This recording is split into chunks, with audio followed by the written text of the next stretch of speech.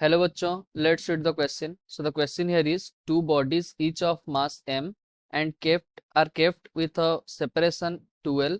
A particle of mass m is projected from the midpoint of the line joining the centers perpendicular to the line. The gravitational constant is g. Then the correct statement is okay. तो question क्या पूछ रहा है? हमारे पास दो body है, each of mass m, separation उनके बीच में है 12, और एक बॉडी मास m का, स्मॉल m का, वो प्रोजेक्ट किया है from the mid point of the line joining between the centres of the this two bodies. तो इन चारों स्टेटमेंट में कौन सा स्टेटमेंट सही होगा वो बताना है. तो the key concept of question here is we have to do the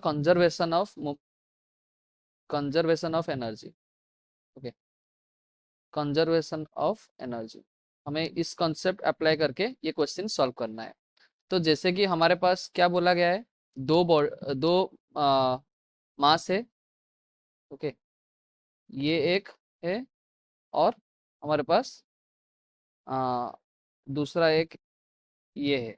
okay, इनके बीच में जो डिफरेंस है, जो डिस्टेंस है, ये कितना है? ये 12 है. Okay, and a small mass is present exactly at the line joining, midpoint of the line joining, that is it is m. और ये हो गया. ओके, हमको यहाँ क्या पूछा है? हमको पूछा है कि इस मास को, ये जो स्मॉल मास m है, इसको हम एस्केप वेलोसिटी हमें ढूंढना है. तो एस्केप वेलोसिटी में हम क्या करते हैं?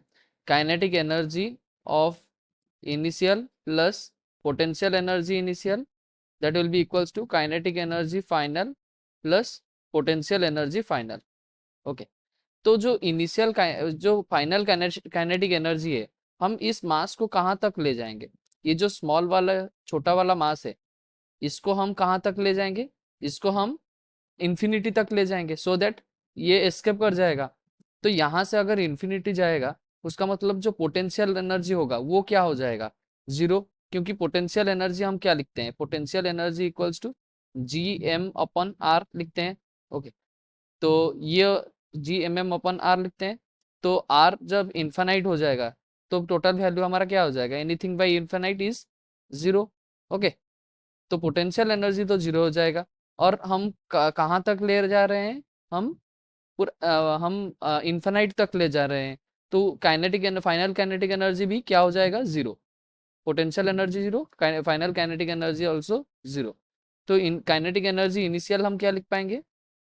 Kinetic energy initial equals to half m v square, and potential energy initial हम क्या लिख पाएंगे? That will equals to, for one body, एक बॉडी के लिए हम लिखते हैं, एक बॉडी के लिए हम क्या लिखेंगे? Minus G M into M upon L. L क्यों लिखा? यहाँ से यहाँ तक डिस्टेंस. ओके, यहाँ से यहाँ तक डिस्टेंस, 20 तक डिस्टेंस कितना हो गया? एल. क्योंकि टोटल डिस्टेंस क्या है? 12.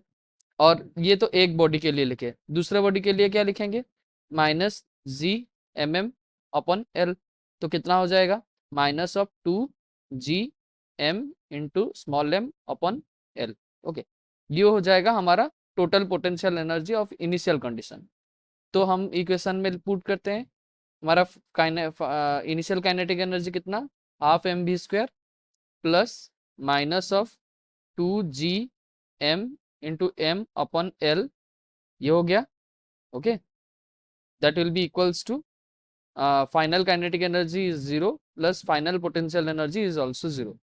तो हमारा वी स्क्वायर का वैल्यू क्या आ जाएगा? 4 g m अपन एल. तो v का क्या आ जाएगा? 2 √g m अपन एल. ओके, तो हमारा जो एस्केपिंग वेलोसिटी है, ये कितना आ जाएगा? 2 √g m अपन एल. तो ये आंसर चेक कर लेते हैं, कौन सा आंसर होगा. ऑप्शन ए तो 4 दिया गया है, ये तो नहीं होगा. ऑप्शन बी क्या दिया गया है? The minimum initial velocity of the mass m to escape the gravitational field of the two bodies is 2 √gm upon L. That is option B is our right answer. I hope so you understood it well. Best of luck. Thank you.